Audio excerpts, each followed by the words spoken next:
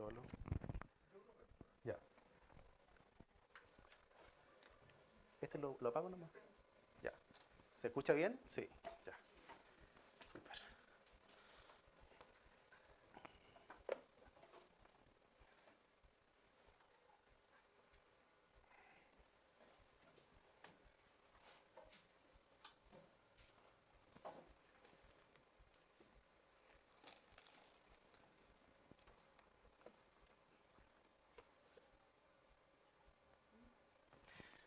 Bien, mis amados hermanos, vamos a comenzar con esta enseñanza de la reunión de oración. Estoy nuevamente muy contento de poder estar acá y de poder compartir la palabra del Señor junto a ustedes. Y espero que esta palabra sea de edificación como lo fue para mí, para mi vida, preparar este estudio, que lo sea también para usted. Si está desanimado, pueda animarse en el Señor Jesucristo, pueda animarse en su obra y en la obra preciosa que hizo en los hermanos de la iglesia de Tesalónica. Y estamos viendo esa, ¿cierto? La primera a los tesalonicenses, la epístola del apóstol Pablo a los tesalonicenses. Estamos en el capítulo 1. Y hoy día vamos a estar revisando del versículo 4 al versículo 7. Primera de los tesalonicenses 4 al 7. Y quisiera comenzar, mis hermanos, esta breve enseñanza con un resumen de lo que estuvimos viendo la semana pasada, para poder hilar de mejor manera la continuidad del texto. Entendemos que esto ya no es tanto como Proverbios, ¿no? Donde habían algunos versículos aislados, donde uno podía sacar ideas generales, ¿cierto? Independientes unas de otras. Aquí estamos hablando de una carta escrita por el apóstol Pablo, por ende hay una continuidad escritural en toda la carta. Así que la semana pasada, mis hermanos, estuvimos viendo la salutación y el versículo 2 y el versículo 3 con nuestro hermano Álvaro. Y vimos, mis hermanos, que en primera instancia es el apóstol Pablo, ¿cierto?, el escritor de esta carta, junto con la colaboración de Silvano, o más conocido como Silas, y Timoteo, ¿cierto?, aquel hijo espiritual del apóstol Pablo, del cual escribe primera y segunda a Timoteo. Y el apóstol en la salutación va a afirmar que la iglesia de los tesalonicenses está en Dios Padre y en el Señor Jesucristo. Y nuestro hermano Álvaro nos enseñaba la semana pasada que esta era una iglesia que le pertenecía a Dios. Quizá en la versión Reina Valera no es tan claro o pasa muy desapercibido, ¿cierto? En Dios Padre y en el Señor Jesucristo. Pero lo que está queriendo decir Pablo, está diciendo, bueno, a la iglesia de los tesalonicenses, que ustedes le pertenecen al Señor. Pablo está diciendo, en este caso, que la iglesia a los tesalonicenses es una iglesia genuina. Luego de esto, el apóstol termina con este sello característico que vimos la semana pasada: gracia y paz a vosotros, de Dios Padre y del Señor Jesucristo. Y estas son dos palabras muy importantes para la vida cristiana. La gracia, ¿cierto?, es aquel regalo de salvación que todos tenemos en Cristo. Todos estamos bajo la gracia del Señor. Y a su vez estamos bajo la paz de Dios, la paz de ser reconciliados en Dios por medio de su Hijo. Aquella paz que solamente Dios nos puede dar. Recordemos además, mis hermanos, que esta carta abre en su primer capítulo como una felicitación de parte del apóstol a esta obra ejemplar de la iglesia de Tesalónica, una obra en la fe, el amor y la constancia en la esperanza del Señor Jesucristo. Eso lo habíamos visto la semana pasada. Y esta había sido una iglesia que había tenido poco tiempo a Pablo en su ciudad, fundándola y estableciéndola. Estaba leyendo algunos comentarios que decía que el apóstol Pablo escribía esta carta desde Corinto, enviando primeramente a Timoteo y después recibiendo su reporte, un muy buen reporte, con el cual escribe esta epístola. Y aún no estando tanto tiempo en la iglesia de Tesalónica, Pablo se acordaba constantemente de sus hermanos. Él decía en el verso 2, damos siempre gracias a Dios por todos vosotros, haciendo memoria de vosotros en nuestras oraciones. Y veíamos la semana pasada también aquel carácter pastoral del apóstol Pablo. El hermano Álvaro decía que casi se podía sentir como el apóstol oraba por cada uno de los hermanos en Tesalónica. Él, ¿cierto?, característicamente siempre preocupado mucho de sus ovejas, y esto es un ejemplo sin duda para nosotros, para siempre estar orando no solamente por nuestros hermanos de nuestra iglesia local, sino también por los hermanos de otras misiones, de otras iglesias, ¿cierto? En otros lugares. Habíamos visto entonces que Pablo daba acciones de gracias por los tesalonicenses por ser una iglesia ejemplar. No perfecta sin duda, era una iglesia que no estaba exenta de cometer ciertos errores, ya que habían problemas que aún debían ser tratados en la iglesia, y es por esto que Pablo escribe esta epístola. Como por ejemplo, habían algunos que desacreditaban al apóstol Pablo, acusándole de tener ciertos intereses materiales para con ellos, ciertas malas intenciones, y él lo aclara en el capítulo 2. También veíamos en la introducción con nuestro hermano Ricardo de algunos errores teológicos y particularmente escatológicos sobre el hecho futuro, la venida del Señor Jesucristo, que debían también ser resueltos, debían ser aclarados. Como es característico de Pablo, él parte con felicitaciones, parte con gratitudes, agradecimientos, para después pasar a ciertas exhortaciones para la iglesia. Entonces, mis hermanos, hasta ahí habíamos quedado, hasta el versículo 3. Y hoy día vamos a estar, como les decía, del verso 4 al verso 7 que leo para usted. Dice así la palabra del Señor. Porque conocemos, hermanos amados de Dios, vuestra elección. Pues nuestro evangelio no llegó a vosotros en palabras solamente, sino también en poder, en el Espíritu Santo y en plena certidumbre, como bien sabéis cuáles fuimos entre vosotros por amor de vosotros. Y vosotros vinisteis a ser imitadores de nosotros y del Señor, recibiendo la palabra en medio de gran tribulación con gozo del Espíritu Santo. De tal manera que habéis sido ejemplo a todos los de Macedonia y de Acaya que han creído. Le invito a mi hermano a que podamos orar un momento. Bendito Padre celestial, Dios glorioso, venimos nuevamente delante de tu presencia, agradecido, Dios mío, por las oraciones, por las alabanzas, por estar juntos, Dios mío. Y ahora, Padre celestial, te ruego que tú puedas abrir nuestro entendimiento, que tú puedas abrir nuestros corazones para recibir tu palabra, Dios mío. Edifícanos mediante ella, edifícanos mediante esta iglesia de los tesalonicenses, que podamos sacar buenos, Señor, buen entendimiento de esta epístola, de esta carta, Padre. Perdona mis errores, Dios mío, al predicar, Padre. Te ruego que esto sea de gran bendición para mis hermanos y de gran ánimo. Padre, quiero dejar delante de ti esta oración, rogando que todo sea para tu gloria, en el nombre del Señor Jesús. Amén. Entonces, mis hermanos, habíamos concluido, ¿cierto?, que Pablo hablaba primeramente en su salutación, ¿cierto?, y en el capítulo 1, de gratitudes por la vida, en este caso ejemplar, de la iglesia en los tesalonicenses. En el verso 3 él decía: acordándonos sin cesar delante del Dios y Padre nuestro, de la obra de vuestra fe, del trabajo de vuestro amor y de vuestra constancia en la esperanza en nuestro Señor Jesucristo. Hasta ahí habíamos quedado. Pero Pablo va a concluir que esta obra ejemplar de los tesalonicenses va a residir única y exclusivamente en la soberana elección de nuestro Dios.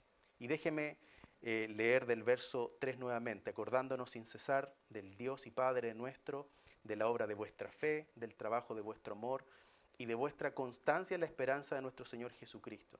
Porque conocemos, hermanos amados de Dios, vuestra elección. Y aquí podríamos hablar de una forma más clara: hermanos de Tesalónica, sabemos o conocemos que ustedes han sido elegidos por Dios.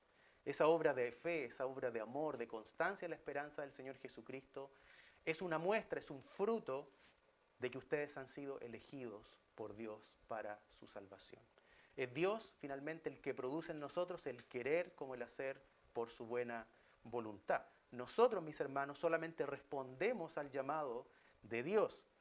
Y es aquí que vamos a tocar brevemente la doctrina de la elección. Sé que es un tema que es muy, muy profundo y que podremos estar hablando mucho sobre esto, pero es un tema que está ampliamente marcado en la Escritura, no con alguna cierta crítica, ¿cierto? Hay algunas muy críticos, ¿cierto?, este tema, muy controversial en la iglesia, pero es bíblico, es absolutamente bíblico. Nosotros sabemos que el Señor nos escoge antes de la fundación del mundo, y voy a citar algunos pasajes para que podamos ver este tema. Voy a ir un poco rápido.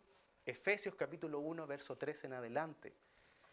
Efesios 1, capítulo 1, verso 13 en adelante. va a decir así la palabra del Señor. Bendito sea el Dios y Padre de nuestro Señor Jesucristo, que nos bendijo con toda bendición espiritual en los lugares celestiales en Cristo, según nos escogió en Él antes de la fundación del mundo, para que fuésemos santos y sin mancha delante de Él, en amor, habiéndonos predestinado para ser adoptados hijos suyos por medio de Jesucristo, según el puro afecto de su voluntad. ¿Para qué? Para alabanza de la gloria de su gracia. Vemos que el Señor nos ha elegido, ¿cierto?, antes de la fundación del mundo y con ningún otro propósito, ¿cierto?, sino el puro afecto de su voluntad y finalmente para la alabanza de la gloria de su gracia. Vemos también, mis hermanos, en el Evangelio según Juan, el capítulo 1, verso 12, lo siguiente. Evangelio San Juan, capítulo 1, verso 12, dice: mas a todos los que le recibieron, y fíjese, muy interesante, a todos los que le recibieron, no los que decidieron por el Señor, sino los que recibieron, a los que creen en su nombre, les dio potestad o les dio el derecho de ser hechos hijos de Dios, los cuales no son engendrados de sangre, ni de voluntad de carne, ni de voluntad de varón, sino de Dios. La palabra de Dios es muy clara en cuanto a la elección. Es Dios, ¿cierto?, el que elige y no hay ninguna obra humana involucrada. El apóstol Pablo también va a hablar sobre esto en Romanos, en el capítulo 9, cuando habla de la elección de Israel. Y él va a decir de sus hermanos étnicos, ¿cierto?, de sangre, va a decir: bueno, yo desearía mismo ser maldito porque ustedes creyeran en el Señor, pero sabemos que ellos no han creído, ¿cierto? Ellos han apostatado de la fe. Y dice: bueno, finalmente de ustedes viene la adopción, la gloria, el pacto, la promulgación de la ley, el culto, las promesas, y según, ¿cierto?, de la carne vino Cristo. Y Pablo va a decir: bueno, no, es que la palabra de Dios haya fallado. Lo que sucede en realidad es que no todos los que descienden de Israel son israelitas, ni por ser descendientes de Abraham son todos hijos, sino que dice: en Isaac te será llamada descendencia. Sabemos que Abraham tuvo a Isaac e Ismael, ¿cierto? Pero el Señor eligió a Isaac para continuar con la promesa. Verso 8 va a decir: esto es, no los que son hijos según la carne son los hijos de Dios, sino los que son hijos según la promesa son contados como descendientes. Más adelante va a hablar de Rebeca, ¿cierto?, de Jacob, Esaú, ¿cierto?, a Jacob amé, a Esaú aborrecí. Finalmente, mis hermanos, la elección es completamente de Dios y no hay nada racial, étnico, ninguna obra humana que sea que haga, ¿cierto?, nuestra salvación. Hechos capítulo 13,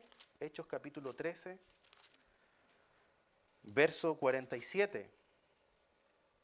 El apóstol, predicando a los gentiles, dice, Hechos 13, 47, porque así nos ha mandado el Señor diciendo: te he puesto para luz de los gentiles, a fin de que seas para salvación hasta lo último de la tierra. Los gentiles, oyendo esto, se regocijaban y glorificaban la palabra del Señor, y creyeron, y fíjese, todos los que estaban ordenados para vida eterna. El Señor los asignó, los designó para vida eterna mucho antes. Finalmente, Primera a los Corintios, capítulo 1, verso 26. Pablo dice: pues mirad, hermanos, vuestra vocación, que no sois muchos sabios según la carne, ni muchos poderosos, ni muchos nobles, sino que lo necio del mundo escogió Dios para avergonzar a los sabios, y lo débil del mundo escogió Dios para avergonzar a lo fuerte, y lo vil del mundo y lo menospreciado escogió Dios, y lo que no es para deshacer lo que es, a fin de que nadie se jacte en su presencia. Mas por Él, por el Señor, estáis vosotros en Cristo Jesús, el cual nos ha sido hecho por Dios sabiduría, justificación, santificación y redención, para que, como está escrito, el que se gloría, gloríese en el Señor. Vemos finalmente que el Señor escoge, ¿cierto?, no por algo personal nuestro, el Señor escoge no por una obra particular de nosotros, no por nuestra sabiduría, no por nuestra inteligencia. No hay absolutamente, mis hermanos, bíblicamente ningún mérito para nuestra salvación. Recuerde que nosotros, antes de ser salvos, éramos muertos espirituales. Pablo va a decir en Romanos, en el capítulo 3, no hay justo ni aun uno, no hay quien entienda, no hay quien busque a Dios, no hay quien haga lo bueno ni aun uno. La Escritura es muy clara en cuanto a la elección soberana de nuestro Dios. No hay absolutamente nada, ninguna obra nuestra en la salvación. Va a decir en Isaías 64 que nuestras justicias son como trapos de inmundicia delante de Dios. Recordaba una cita de Jonathan Edwards, aquel teólogo norteamericano del siglo XVII, quien diría convenientemente lo siguiente. Él va a decir: tú no contribuyes en nada a tu salvación excepto el pecado que la hizo necesaria. Lo único con lo que nosotros contribuimos en la obra redentora es con nuestro pecado y con nada más. Y este tema de la elección soberana de Dios puede generar mucha controversia porque principalmente va a atacar a nuestro orgullo, va a atacar a nuestra arrogancia y va a derribar el orgullo, va a derribar esa altivez nuestra, saber que nosotros no tenemos parte en la salvación de Dios. Es en definitiva, mis hermanos, Dios el artífice maestro, es Dios el autor intelectual de los frutos de los tesalonicenses en fe, amor y constancia en el Señor Jesucristo. Pablo dice, bueno, sus frutos, ustedes, la iglesia de Tesalónica, son una prueba fehaciente de que han sido escogidos por Dios, de que solo Él ha hecho una obra extraordinaria de traer de muerte a vida espiritual. Esta obra de fe, de amor y constancia de los tesalonicenses son, en definitiva, un gran sol y deo gloria. Toda la gloria es para Dios. Pablo va a seguir con este argumento, ahora cómo la elección de Dios se evidencia en ellos de la siguiente manera. Y fíjese, esto es muy interesante. Verso 4 va a decir, porque conocemos, hermanos amados de Dios, vuestra elección. Sabemos y entendemos que Dios los ha escogido para salvación por sus frutos. Pues, verso 5, pues nuestro evangelio no llegó a vosotros en palabras solamente, sino también en poder, en el Espíritu Santo, en plena certidumbre. Esto mismo va a decir el apóstol Pablo en el capítulo 2, en el verso 13, una hojita más adelante. Va a decir, por lo cual también nosotros sin cesar damos gracias a Dios de que cuando recibisteis la palabra de Dios, que oíste de nosotros, la recibisteis no como palabra de hombres, sino según es en verdad la palabra de Dios, la cual actúa en los creyentes. El Evangelio, mis hermanos, las buenas nuevas, ¿cierto?, no es en ninguna manera una obra humana. La palabra poder que vemos aquí, en este texto, en el griego significa poder milagroso, significa eficacia, en definitiva significa poder sobrenatural. Pero Pablo nos describe que este poder viene del Espíritu Santo. Y aquí quisiera tocar un poco la doctrina del Espíritu Santo en la salvación, obviamente de una forma superficial. Sabemos que el Espíritu Santo tiene una injerencia esencial en la salvación de los creyentes. Es en primera instancia aquel que nos da convicción de pecado.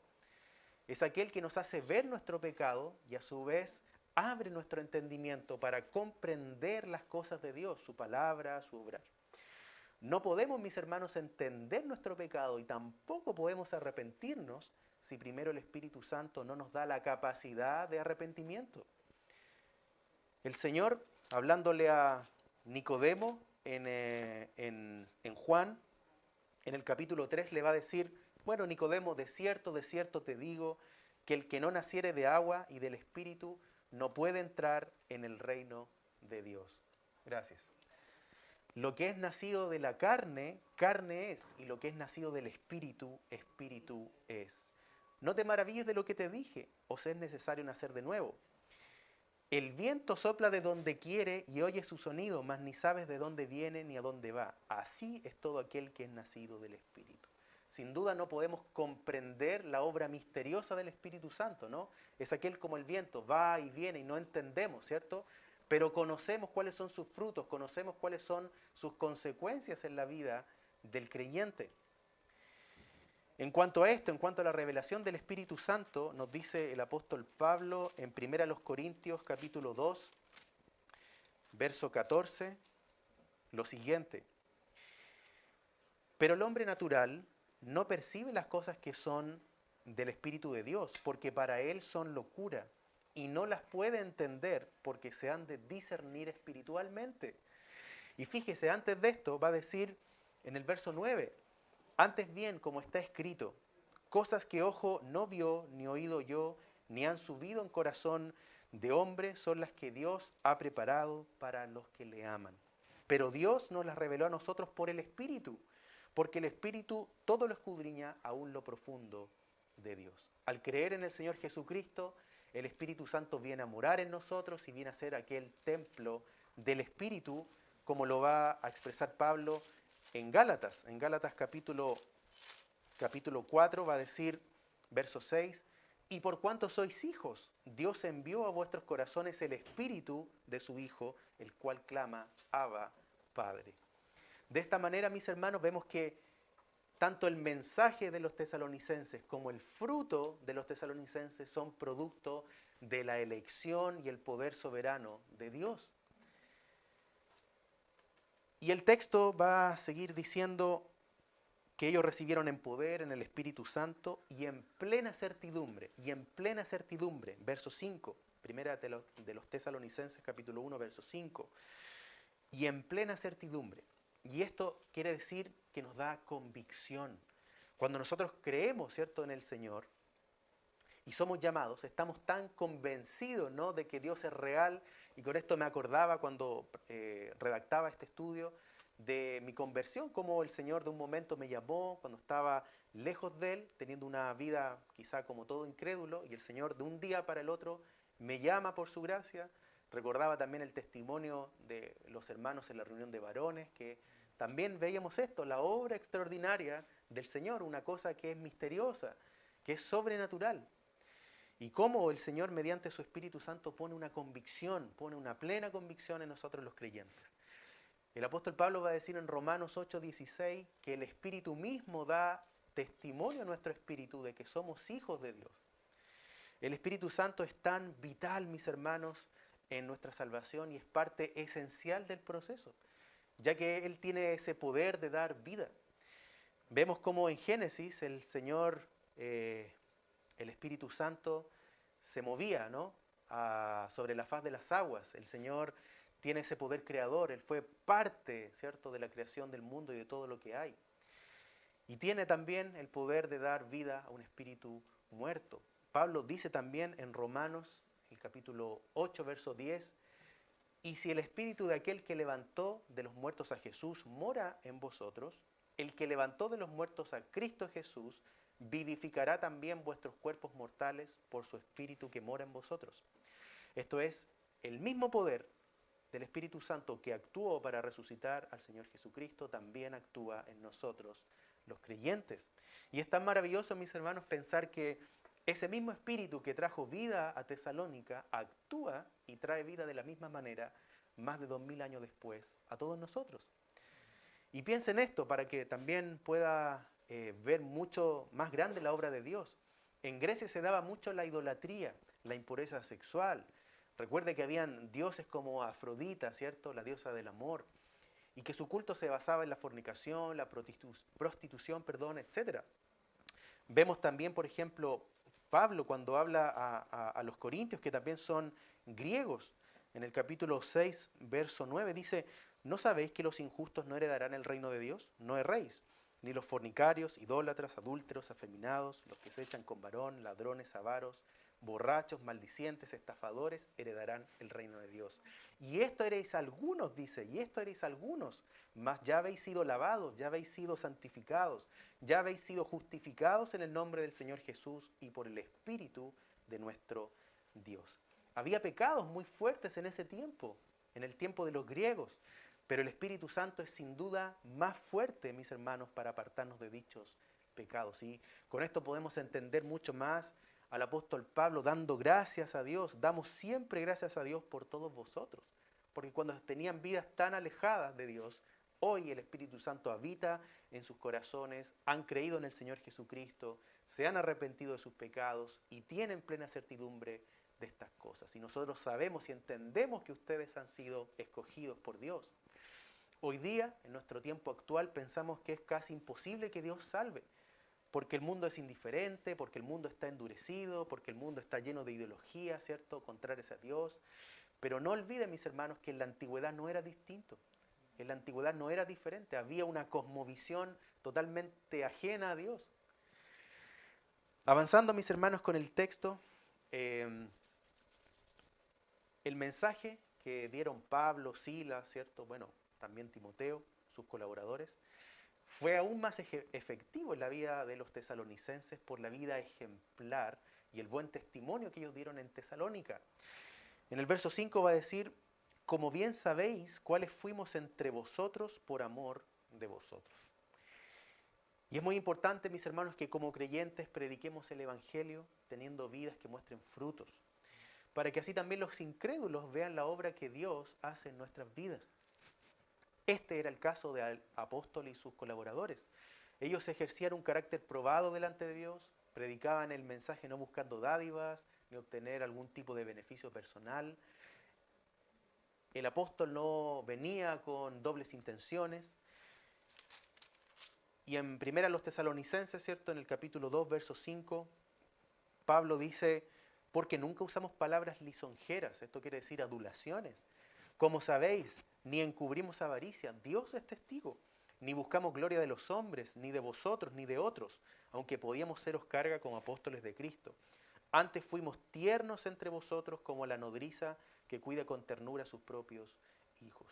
Pablo, también estando allá, trabajó por su propio sustento y por otro lado siendo abastecido por ciertas dádivas que le daban los filipenses. Pero vemos que Pablo no pidió nada a sus hermanos de Tesalónica, sino que trabajó duro con sus manos para, como él dice, no ser gravosos a ellos. Y todas estas cosas, ¿cierto?, mostraron un buen testimonio del Señor Jesús, lo cual significó también una mayor credibilidad de parte de Pablo y sus colaboradores. Pero en última instancia, nuevamente la gloria es para Dios, porque Dios, ¿cierto?, preparó al apóstol y a sus colaboradores, ¿cierto?, y hizo en su vida que ellos tuvieran frutos espirituales. Y es muy diferente a lo que vemos hoy en día, ¿no? Los falsos maestros, ¿cierto?, aquellos que no dan buen testimonio y que por la culpa de ellos muchas veces el evangelio es mancillado, ¿cierto?, es humillado. Un ejemplo claro de esto podemos verlo en las mismas escrituras con los fariseos, ¿cierto?, los conocidos fariseos que hemos estudiado tanto, por ejemplo, en el libro de Lucas. Personas que tenían cierta apariencia de piedad, se veían santos, estudiosos de las escrituras, que guardaban la ley, pero que eran verdaderos sepulcros blanqueados, como dice el Señor Jesús, hermosos y limpios por fuera, pero por dentro llenos de huesos secos, ¿cierto?, inmundicias. Incluso el mismo Pablo va a confrontar a los judíos en Romanos 2.17.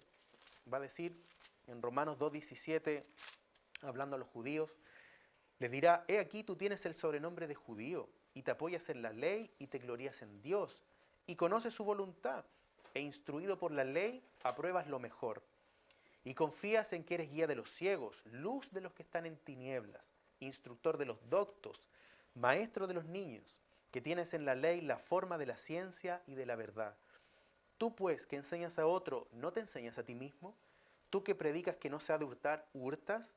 Tú que dices que no se ha de adulterar, ¿adulteras? Tú que abominas a los ídolos, ¿cometes sacrilegio? Tú que te jactas de la ley, con infracción de la ley, ¿deshonras a Dios? Porque como está escrito, el nombre de Dios es blasfemado entre los gentiles por causa de vosotros. Por la inconsecuencia de sus vidas, finalmente el nombre de Dios era blasfemado. Y como hablaba de aquellos falsos maestros de hoy en día, muchas veces sucede esto. Personas que dicen ser cristianos, pero viven vidas completamente inmorales, ¿cierto?, no buscando el arrepentimiento, lucrando con la fe, con esta conocida teología de la prosperidad, etcétera, etcétera. Este testimonio de Pablo y sus colaboradores sirvió finalmente también para que los tesalonicenses imitaran su conducta y su fe. Verso 6 dice así, y vosotros vinisteis a ser imitadores de nosotros y del Señor.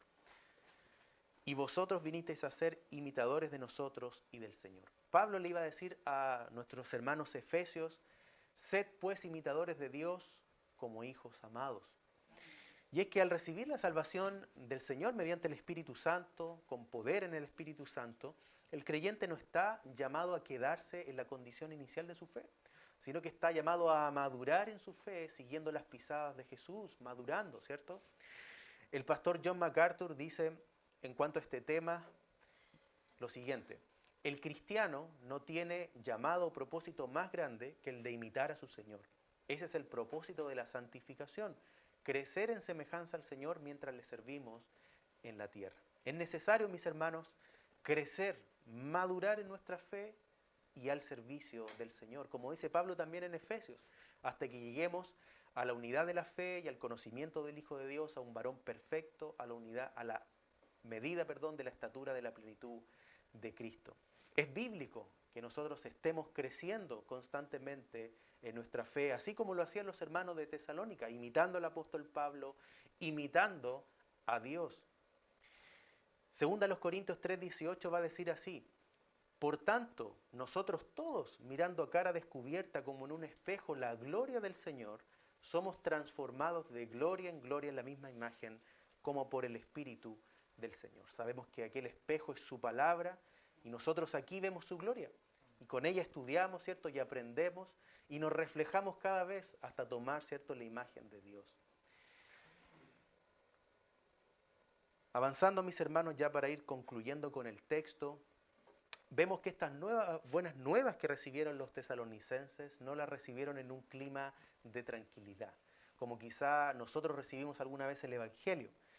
Ellos, en cambio, sufrieron persecución desde el inicio de su fe. Y aquí quisiera que me acompañara a Hechos capítulo 17, donde vemos la llegada de Pablo a Tesalónica. Hechos capítulo 17, verso 1 en adelante. Hechos capítulo 17, verso 1 en adelante. Va a decir así la palabra del Señor: pasando por Anfípolis y Apolonia, llegaron a Tesalónica, donde había una sinagoga de los judíos. Y Pablo, como acostumbraba, fue a ellos y por 3 días de reposo discutió con ellos, declarando y exponiendo por medio de las Escrituras que era necesario que el Cristo padeciese y resucitase de los muertos, y que Jesús, a quien yo os anuncio, decía él, es el Cristo. Y algunos de ellos creyeron y se juntaron con Pablo y con Silas o Silvano, y de los griegos piadosos gran número, y mujeres nobles no pocas. Vemos que el Señor también tomaba de diferentes etnias, ¿cierto? Y también de distintas clases sociales. Entonces los judíos que no creían, teniendo celos, tomaron consigo algunos ociosos, hombres malos, y juntando una turba, alborotaron la ciudad, y asaltando la casa de Jasón, procuraban sacarlos al pueblo. Pero no hallándolos, trajeron a Jasón y algunos hermanos ante las autoridades de la ciudad, gritando: estos que trastornan el mundo entero también han venido acá, a los cuales Jasón ha recibido, y todos estos contravienen los decretos de César, diciendo que hay otro rey, Jesús. Y alborotaron al pueblo y a las autoridades de la ciudad, oyendo estas cosas. Pero obtenida fianza de Jasón y de los demás los soltaron. Y es increíble, mis hermanos, ver la gran oposición, ¿no?, que tuvieron los hermanos en Tesalónica desde los mismos comienzos, cuando llega el apóstol Pablo. Y aún así vemos que ellos perseveraron en su fe, y muy interesante, con gozo en el Espíritu Santo. Mire nuevamente el verso 6, dice: y vosotros vinisteis a ser imitadores de nosotros y del Señor, recibiendo la palabra en medio de gran tribulación, con gozo en el Espíritu Santo. Y este gozo en el Espíritu Santo no son por cosas materiales, no son por cosas pasajeras de este mundo, no es lo mismo al placer de este mundo, sino que es un gozo distinto, ¿no? Es un gozo que está solamente enfocado en Dios. Es algo muy similar a lo que podríamos hablar del contentamiento que Pablo expresa en Filipenses en el capítulo 4. Él se contentaba no importando la situación en la que estuviese, ¿no?, ya fuese pobreza o abundancia. Era sin duda el Señor Jesús la causa de su gozo. Y esto, mis hermanos, es lo que nos define como cristianos, ¿no? Sufrir por la causa del Señor es causa de gozo. Pedro va a decir en su primera carta, su primera epístola 4:12, Va a decir, amados, no os sorprendáis del fuego de prueba que os ha sobrevenido, como si alguna cosa extraña os aconteciese, sino gozaos por cuanto sois participantes de los padecimientos de Cristo, para que también en la revelación de su gloria os gocéis con gran alegría. El Espíritu Santo nos da aquel entendimiento a nuestro pecado, a la salvación y también a la persona de Dios. Y es por esto que los tesalonicenses, los verdaderos creyentes, están dispuestos a padecer tribulación, porque conocen y entienden a aquel que es el único Dios verdadero. Y finalmente, esa valentía que vimos de los hermanos tesalonicenses ante los problemas, este gozo en el Espíritu Santo, sirvió también para fortalecer y para edificar a otros creyentes en toda Grecia e imitar su fe. Verso 7 y final dice, de tal manera que habéis sido ejemplo a todos los de Macedonia y de Acaya que han creído. Grecia estaba dividida, ¿no? Macedonia al norte, Acaya estaba al sur y esto completaba lo que era Grecia. Y imagínense, hermano, la extensión del mensaje del Evangelio que Pablo predicó por el Espíritu Santo y la eficacia de este ejemplo de los tesalonicenses en otros creyentes. Ver a iglesias, cuando nosotros vemos a iglesias, misioneros que soportan grandes pruebas por el amor al Señor, nos da valentía, ¿cierto? Nos da vitalidad, nos fortalece y también nos consuela en medio de la tribulación. Recuerdo al apóstol Pablo en 2 Corintios capítulo 1, cuando él habla de sus aflicciones y dice que estas aflicciones el Señor las consoló para que él consolara a otros, ¿cierto? Y vemos cómo el Señor muchas veces ocupa nuestras tribulaciones, no solamente para hacernos crecer en nuestra fe, sin duda, sino que también para edificar a otros mediante nuestra aflicción. Sin duda, mis hermanos, nos hacen eco estas palabras de Pablo en Romanos 8:28. Sabemos que a los que aman a Dios, todas las cosas, incluso las malas, les ayudan a bien. Esto es, a los que conforme a su propósito son llamados. Porque a los que antes conoció, también los predestinó para que fuesen hechos conformes a la imagen de su Hijo. Los tesalonicenses eran del Señor, pertenecían al Señor, eran de su propiedad, como dices en la salutación. Y como dice Pablo, nosotros conocemos que ustedes son escogidos de Dios por su gracia, ¿cierto?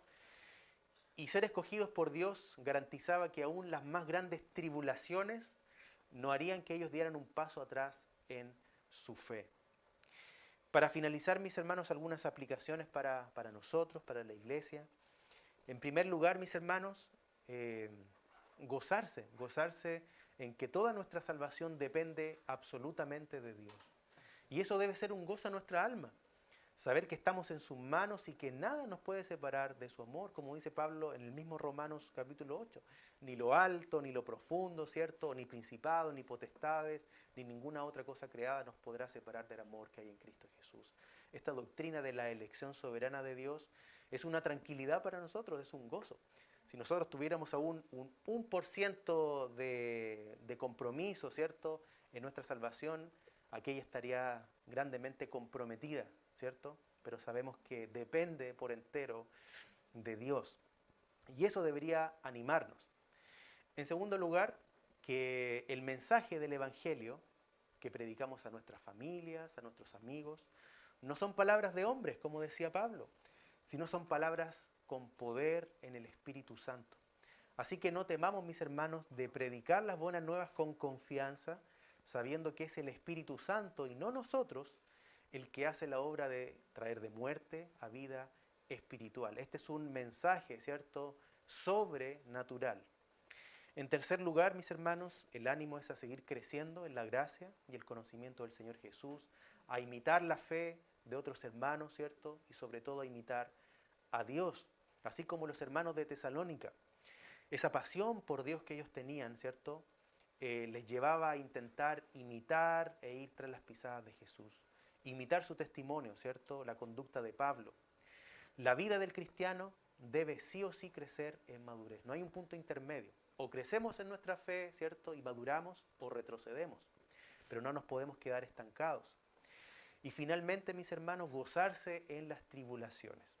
Aún en estos tiempos, ¿no?, donde orábamos por el gobierno, donde orábamos por la Constitución y orábamos por todo el proceso que se viene, aún en este tiempo donde hay un aumento explosivo de ideologías que atentan contra el cristianismo, donde seguramente la iglesia va a ser oprimida en algún momento, como recordaba lo que decía nuestro pastor, que se ven nubes negras, ¿no?, en el cielo, pero debemos seguir firmes en la fe, mis hermanos, y animarnos como lo hicieron nuestros hermanos de Tesalónica. Así que espero que haya sido de edificación, mis hermanos, para su vida.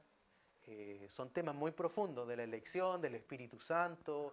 Podríamos estar toda una predicación hablando sobre la doctrina de la elección, sobre el obrar del Espíritu Santo en la vida del creyente, en la salvación, pero espero que este texto le haya sido de edificación y que estos hermanos de Tesalónica, hace más de 2000 años, nos puedan seguir edificando como ellos edificaron a toda Grecia. Vamos a orar. Bendito Padre Celestial, Dios amado, te damos tantas gracias, Dios mío, por la oportunidad de abrir tu palabra, Señor, y poder leer y poder escudriñar, Dios mío, y poder aprender más, Dios mío, de estos hermanos de Tesalónica, Señor. Y poder aprender, Dios mío, sobre todo que tú eres Dios soberano, Dios mío, que tú eliges, que tú escoges desde antes de la fundación del mundo, que no hay nada, Dios mío, en nosotros, no hay ninguna obra de justicia que nos pueda dar salvación, Dios mío. Todo depende de tu buena mano, Señor, y estamos confiados en esto. Es que estando en ti, Señor, nuestra salvación es para siempre. Ninguna condenación hay para los que están en Cristo Jesús. Gracias, Dios mío, por esto. Ayúdanos, Padre, a poder perseverar en la predicación del Evangelio, a entender que la predicación del Evangelio no es palabra de hombres, ni es una obra del hombre tampoco, sino que es una obra espiritual. Es un poder milagroso, es un poder que obra el Espíritu Santo, Señor. Dios mío, ayúdanos a seguir creciendo, a seguir imitando, Dios mío, las conductas, Dios mío, de lo que aprendemos en tu palabra, de los apóstoles, de los buenos hermanos, Dios mío, de los mismos tesalonicenses. Ayúdanos, Padre, también a gozarnos en la tribulación, a gozarnos en la persecución, a gozarnos, Dios mío, cuando nos vituperen, cuando nos maldigan por la causa de Cristo. Sabemos que somos bienaventurados, Señor. Padre, edifícanos en tu palabra y que podamos seguir reflexionando en estas cosas. Te lo pedimos y te lo rogamos todo en el nombre del Señor Jesús. Amén.